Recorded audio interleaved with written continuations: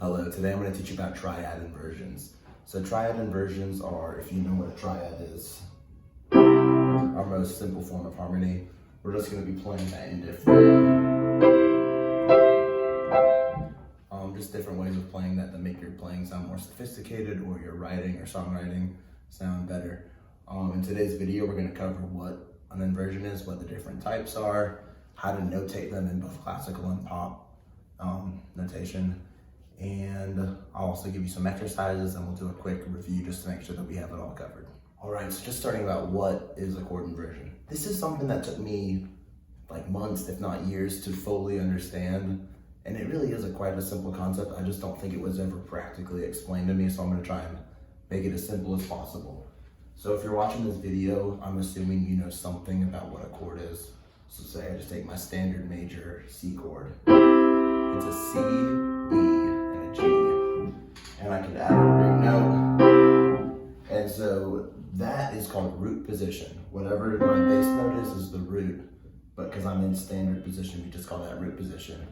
And what makes an inversion is we're going to take the second note, so the E, and we're going to put that in the root position instead, using the same rest of the notes. So the C jumps up to the next C, so I'm going to have an E, G, and a C. And all this does is take this chord and then moves it up to here. So that's first inversion. And then the second inversion, you guessed it, we're going to put the G up in the top. So it's going to go G, C, E. And after that, our next combination is back to root. So all together, I'll add a bass. Root, first, second,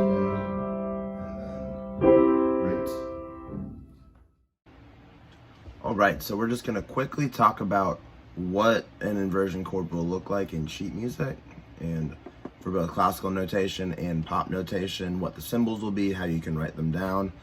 So if I was to take a root position chord, so there's my root position chord. For C major, it's C, E, G, like we just learned. To put it in first position, I'm going to just put the E in the bass instead, so it's going to be E, G, C. That's first position. Second position would be G, C, E. G, C, E. And then finally we're back to root position. And then that's for the key of C. Let's just add one more. So for the key of D, it would be D.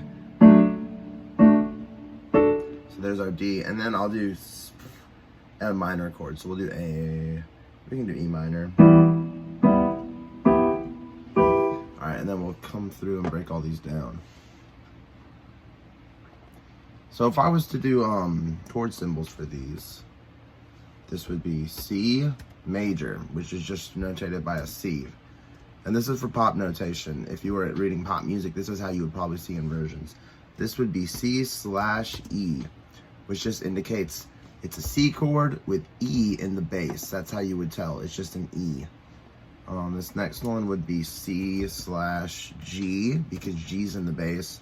And then we're back to root position C. So this is a D major chord, D. What would this one be, do you think? D, F sharp, A. So we have F sharp in the bass this time. It's D over F sharp. There we go. And then this one is going to be D over A. Hold on. All right, D over A. And then finally, we're back to our root position, which is D. Perfect. And then this next one, we have E minor. E minor would be notated by an uppercase E, lowercase m. So this next one is going to be E minor / the notes of E minor are E, G, B.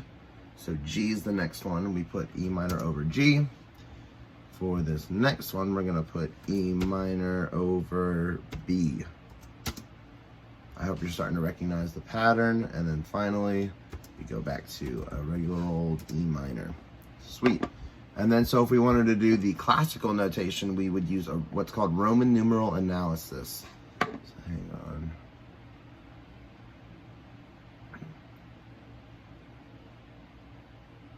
And those are found right here.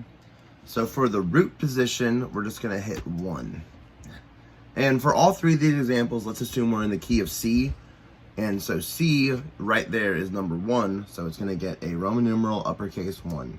For this next one, it's still going to be uppercase Roman numeral, which indicates a major quality, but this time we're going to have a small 6 there for the first inversion. Excuse me. And this is actually something that took me a long time to understand for really no reason. I'd been taught this because I took music theory in high school and in college. And it wasn't until I really started playing these on piano that I realized one day that it's called 6 because if you look between E and C, I'll click right here, E and C, there's an interval of 6. E, F, G, A, B, C, 6 in between. And so that's where the 6 comes from. It's actually called 1, 6, 3 because there's an interval of a third between the E and the G and an interval of a 6 between the E and the C. But we just abbreviate that to 6. The next one, let's see, is going to be uppercase 1 for the major 1, but that one's going to be 6 over 4. And this next one, we're back to root position 1. The reason why this is 6 over 4, and I'll give you a minute, if we go from the root position, what would be a 6th up? This E is a 6th up. From G up to E is a 6, and then that C, G to C is a 4. So I have a 4th and a 6. Together that creates my chord. So at the top, you see the pop notation. At the bottom, it's classical. For this, I'll quickly go through. So if we're in the key of C, this D would usually be minor in C because F sharp does not belong to the key of C. So this would technically be a borrowed chord. So we're going to call it uppercase 2 because we're still in the key of C. D is the second note. Uppercase 2, root position gets no number. First inversion gets, so it's going to be a 2, 6. Second inversion will be 2, 6, 4, and then we're back to root. E minor would be lowercase 3 Roman numeral because it's minor, it's lowercase. E is the third note up from C. E minor, and then 3, 6 because we have our 6th interval, first inversion. And then we have 3, 6, 4, and now we're back to root position. Oh, whoops. Root position, I spelled root. It's just 1. All right. There we go. So that's our classical analysis and our Roman numeral analysis for inversions. And just playing through all these from C, first inversion, second version, root, and then D over F sharp, D over A, back to root position, and then we have our E minor.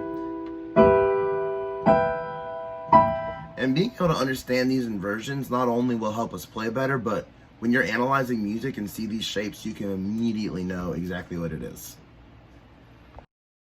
All right, so now that we've seen how to notate them, let's go through some practical examples. So I'm going to be talking with chord numbers here, but I'll also say what the chords are. So in music, just if you don't know what chord numbers are, if I'm playing in the C, key of C, C, D, E, F, G, A, B, C, it's 1, 2, 3, 4, 5, 6, 7. So if I'm on a 1, it's going to be C, 4 is F, 6 is A, 5 is G. So those are the chords I'm going to be using. And I'll play a root, and then for this one, I'm going to be jumping around from root position triad. So C to F to A minor to G back to root, which you've heard that a million times, very common chord progression. When I'm jumping like this, it sounds nice, but when you use chord inversions, it adds a certain part writing and it makes the harmonies flow smoother. So say I was starting back on this root position C, instead of jumping up to F and moving my whole triad, I could do a second position F chord, which would sound even nicer if I played it in the bass as well. Instead of,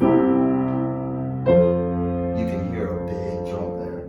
So if I was to go through this whole progression using just inversions, this is what it would sound like. C to second inversion F chord, and then to second inversion A chord, to a first inversion G chord, back to C. speaking, I'll just play them in their inverted forms.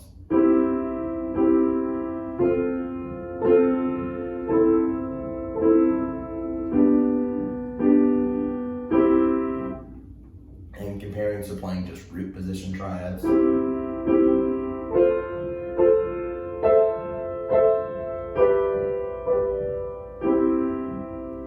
Nice, and so just to make it very clear one more time, I have root position C, second inversion F, second inversion, or first inversion A. I've been saying that wrong, forgive me. And then from the first inversion A minor to a first inversion G major, back to root position C. And say I wanted to start in first position C chord, E, G, C. So I'm in first position here, but I want to go to my F next. It would probably be best to play a root position F. To get to my A minor, I could play a second inversion A minor chord, and then from there go to a second inversion G chord, and then back to my first inversion C chord. And all together that would sound like.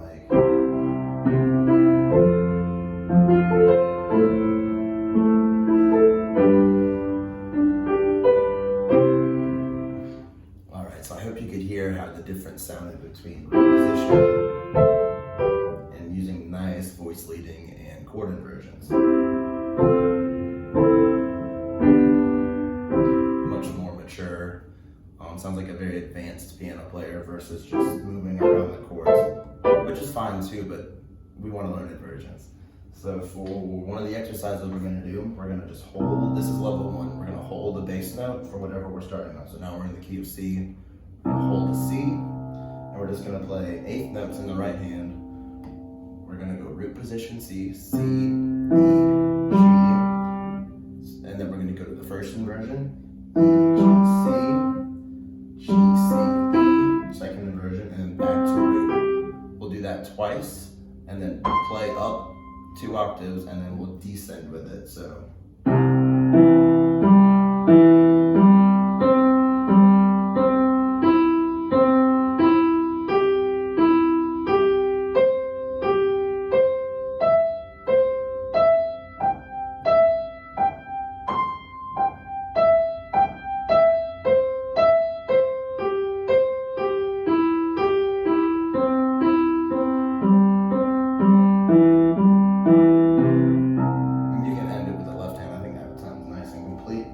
Level 2 is going to be both hands together. So we're going to do.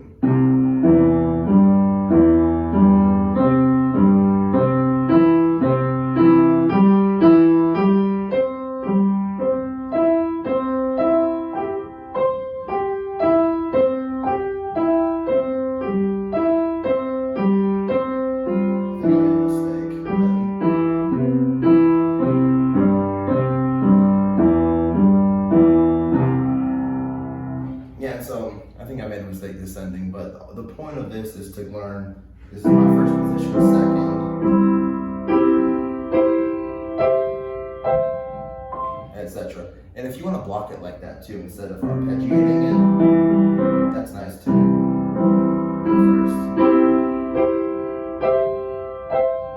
And the goal is to go through every key, every chord. So that was just in the key of C. We can ascend up our note, so the next note would be D, which would be a D minor triad. So I'll just block it out. First would be D, F, A, D, F, A. Second would be F, A, D. No, first inversion is F, A, D. Second inversion is A, D, F, etc. And then the next one will be E minor. Just go through that. E, G, D.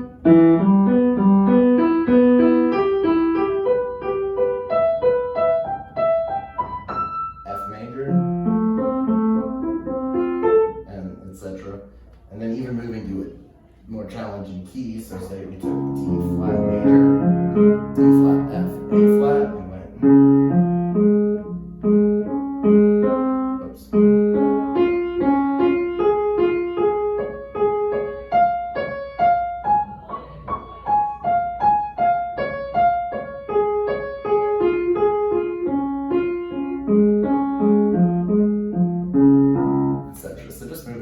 arpeggios like that. All right, now time for a final quiz, just to make sure you got it. So just think about it. You can pause the video. What are the notes of a root position C major chord? All right, so the answer is going to be root position is C. Root position will always be the first note. So if it's a C major chord root position, C, E, G. So that's our root position. What would the second inversion of that chord be?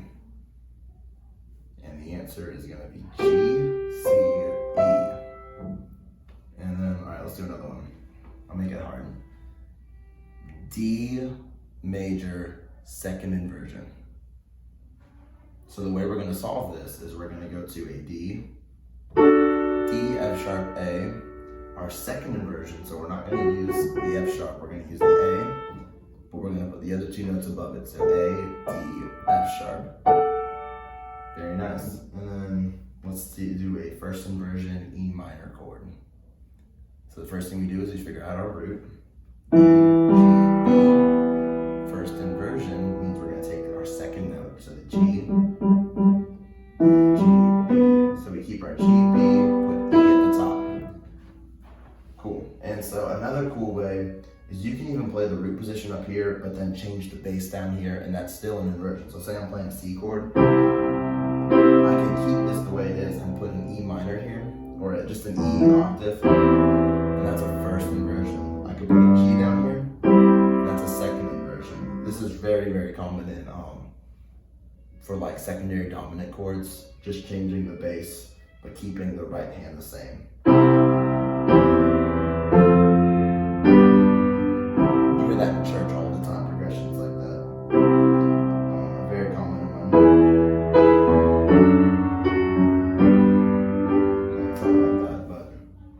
Cool, I hope this video was able to help you understand triad inversions and give you some practical advice for practicing them and mastering them.